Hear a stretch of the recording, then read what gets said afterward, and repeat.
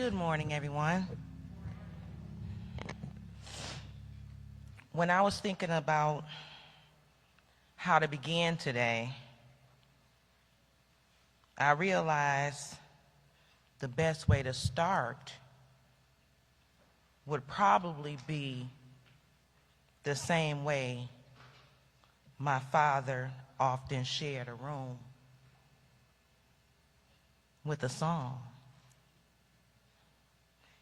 Hey, good looking, what you got cooking? How about cooking something up with me? If you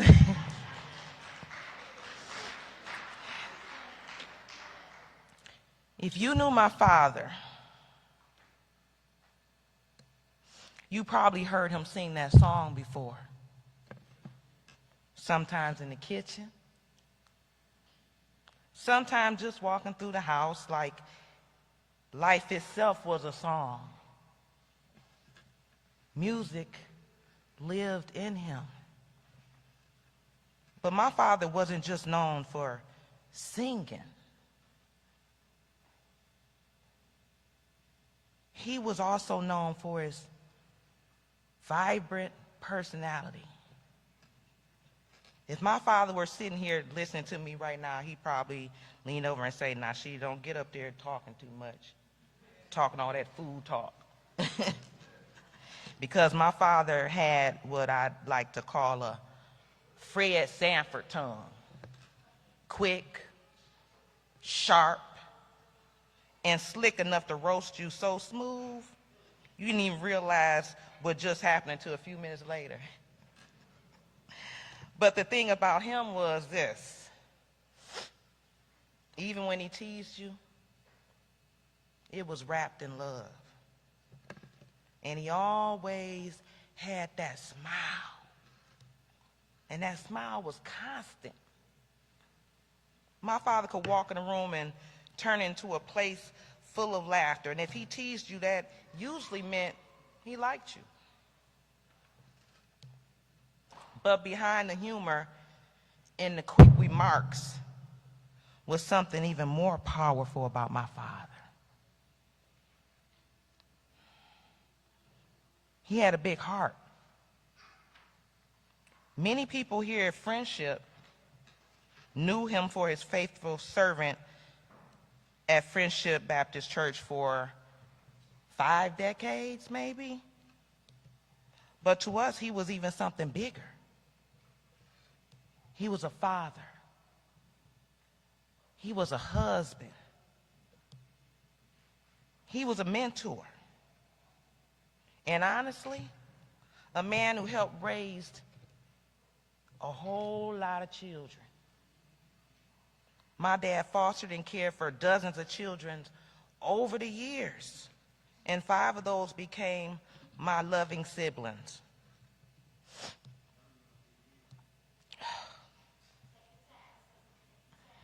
And on top of that, they ran a daycare. My parents ran a daycare, so between foster care, adopted children, daycare children, family, and church, our house sometimes seemed like a small school.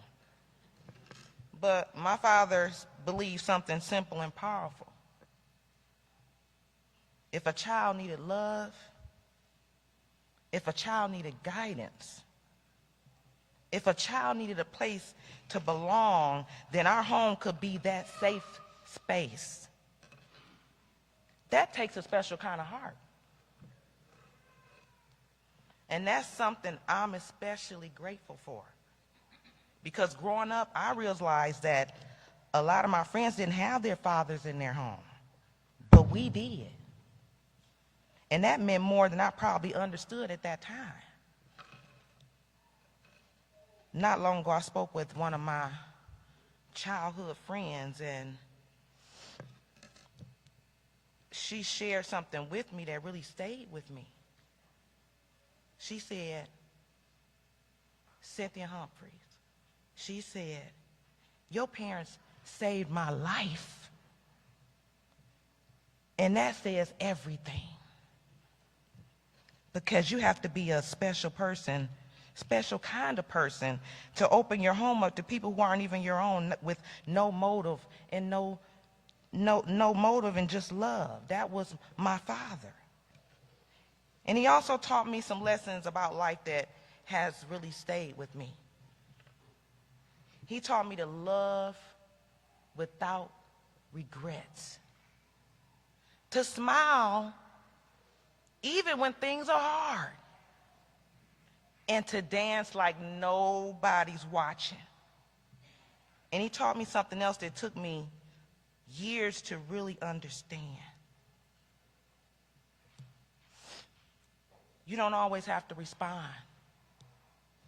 Sometimes silence is the best answer. Now, my father could debate. Don't get me wrong. Because if you knew him, you know he could definitely hold his own in a conversation. But he never used his words to intentionally hurt anyone. He was honestly one of the kindest people I've ever known. And I can say that with my chest out in confidence. Because nobody sitting here today can say my father intentionally tried to hurt them. He was a good leader, and the truth is everybody can't lead. He led by example. He worked hard. He rarely complained. And he was always willing to help someone else. In fact, if we're being honest, my father probably chauffeured half of the people in this church at some point in time. Taking someone somewhere they needed to go, helping someone out, just being there. And that's the kind of legacy he leaves behind, because when we leave this world,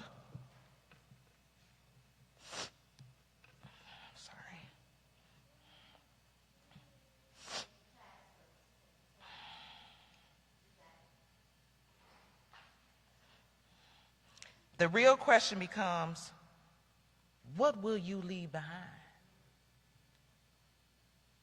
My father leaves kindness. He leaves faith. He leaves love, and I will continue to follow in those footsteps with pride and dignity.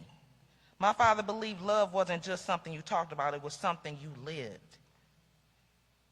You opened your door, or you made room at the table. You helped people when they needed it. And he did it all of that with a spirit that was full of joy, because my father didn't just love people, he loved life. And he had his own way of showing that. He loved to dress well. He especially loved his ties. He had a beautiful collection of ties, and he wore them proudly. To him, getting dressed wasn't just about clothes, it was about carrying yourself with pride. He also played many roles in our lives. Sometimes he was a chauffeur, making sure everybody got where they needed to go. He believed in taking care of his family in every way he could. And he did it all with that same smile on his face and that sense of humor that made people love being around him. And one of the ways you could always see that joy was through music. Motown, Sam Cooke, Johnny Mathis, Nat King Cole, Al Green. If it had soul in it, my father could sing it. And in our house, music wasn't an option. My father had something we called Hootenanny Fridays. It meant on Fridays, everybody was gathered around with music, the piano, the organ, and singing. Everybody had to learn something, and if you stepped foot in our house long enough, you probably was going to learn too. Friends, cousins, whoever came over that door, through that door. Because once you walked in, my father might look at you and say, "Come here, let me show you something." Before you know it, you've learned another genre of music that you never even thought you even knew. Because of my father, music wasn't just entertainment, it was discipline. It was creativity. It was expression. And he believed it was something that should live inside of all of us.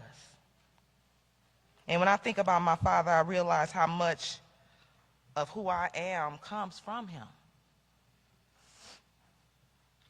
songs floating through the kitchen, through the living room, through family gatherings.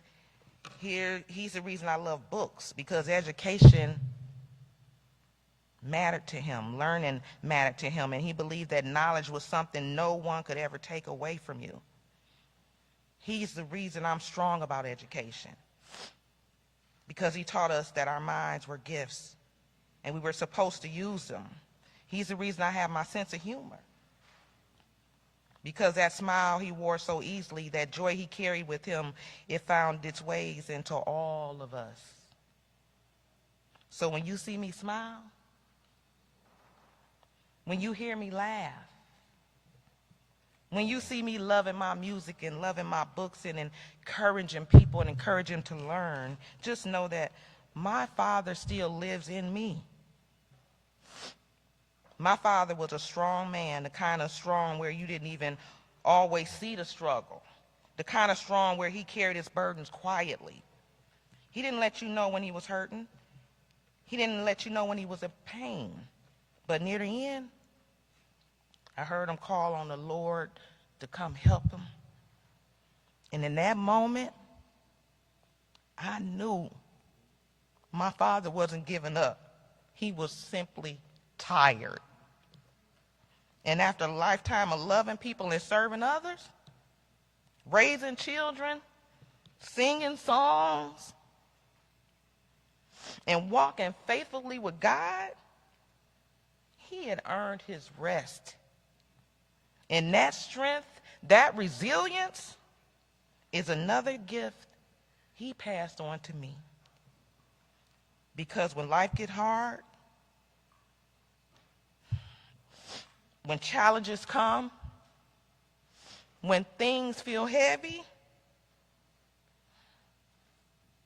I remember the strength of my father, and I stand a little taller because I come from him. Today we grieve his absence, but we also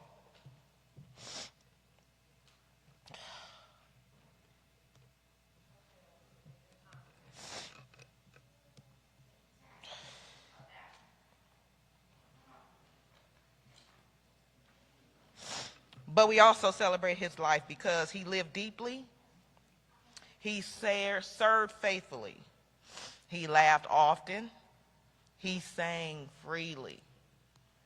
And when someone leaves behind this many stories, this many smiles, and this much love, they never really leave us. And imagine, and I imagine right now somewhere in heaven, my father's already found a choir. He's probably telling somebody up there how they should really be singing. And with that same smile on his face, I can almost hear him singing again. Hey, good looking, what you got cooking? How about cooking something up with me? And today in our hearts, his voice still sings. And knowing my father, heaven just got a little louder.